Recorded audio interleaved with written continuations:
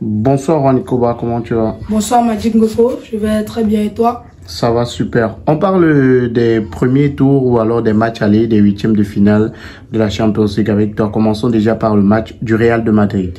Et le Real de Madrid qui était opposé au RB Leipzig.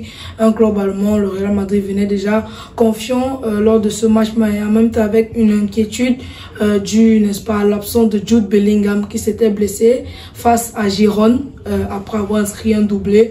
On le rappelle. Donc le Real Madrid venait face à une équipe du RB Leipzig qui eux aussi était très confiant pour ce match puisque tous leurs joueurs étaient au top et ils sortaient, disons-le comme ça, d'une très bonne série de matchs en Bundesliga. Voilà, et comment tu as trouvé le Real sur cette rencontre? Le Real Madrid, durant cette rencontre, c'était un match assez serré. C'était pas un match sur lequel le Real Madrid a dominé son adversaire. Le RB Leipzig a même été très dominant durant ce match, surtout lors des 20 premières minutes. Ils ont même marqué un but qui a ensuite été annulé par la VAR. Le Real Madrid a su compter sur un éclair de génie de la part de Brahim Diaz qui a fait un festival sur l'aile gauche avant de nous mettre cette belle frappe enroulée. Donc en général, ce match est un match très disputé et les défenseurs du Real Madrid ont souffert lors de ce match. Et on applaudit à la performance du RB Leipzig qui n'a pas démérité ce soir. Le score final de la rencontre était?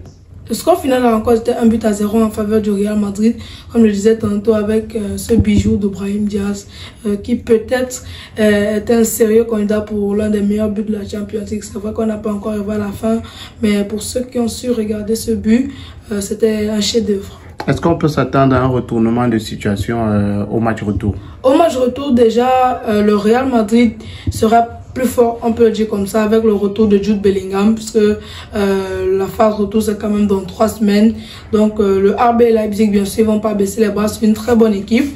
Ils sont habitués à très bien jouer, ils ont de très bons joueurs pour ça, notamment leur attaquant de pointe Luis Openda, tout frais venant du championnat de France. Donc je crois que le match retour sera bien sûr très disputé, mais une longueur d'avance pour le Real de Madrid quand même.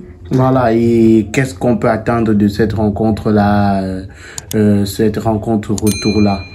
Bon, disons pour moi un très beau match déjà, puisque le RB Leipzig va venir avec cette niaque-là de vouloir se qualifier et le Real Madrid va mettre en œuvre tous ses atouts principaux, n'est-ce pas, pour espérer la qualification pour le quart de finale. Donc, on se donne rendez-vous avec cette rencontre-là où il y aura le grand retour de Jude Bellingham qui va certainement apporter, qui sera un atout pour le Real de Madrid. Oui, puisque lors du match face au RB Leipzig, on a quand même vu que l'axe du Real Madrid était quand même assez vide, puisqu'on a le remplaçant de Jude Bellingham lors de cette rencontre, c'était Brahim Diaz. C'est vrai qu'il a marqué, mais son impact dans le jeu, c'était pas aussi important que celui de Jude. Puisque quand Jude Bellingham est quand même là sur le terrain, l'axe quand même il est toujours présent dans l'axe. Il joue le rôle d'attaquant de pointe. Pourtant, avec un Brahim Diaz qui est plus un joueur d'aile, un joueur qui préfère plus faire de grosses différences avec des dribbles et tout. C'est deux styles de jeu complètement différents. Donc, ça qu'on l'a vu lors de la rencontre Real Madrid contre Leipzig, l'axe du Real Madrid était permanemment vide puisque Brahim Diaz, qui était le suppléant de Jude Bellingham, partait plutôt s'exiler, si on peut dire comme ça, du côté gauche où il faisait, n'est-ce pas, des merveilles. Jude Bellingham qui peut se retrouver à la pointe, qui joue parfois derrière l'attaquant, qui joue un peu de partout sur le plan offensif. Oui, Jude Bellingham, comme on le sait, c'est un peu la toupie du Real Madrid. Il est capable d'être partout. Offensivement, il est hyper en forme actuellement. On rappelle, c'est le meilleur buteur du Real Madrid.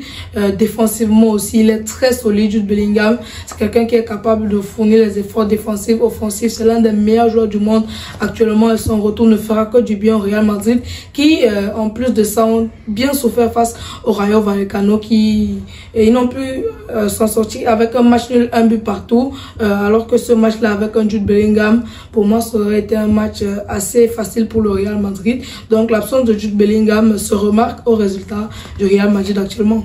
Merci Wanikoba. Merci à toi Magic. N'oubliez surtout pas, tous ceux qui regardent cette vidéo, si vous n'êtes pas encore abonné à la chaîne, abonnez-vous, partagez, likez, commentez. Merci beaucoup.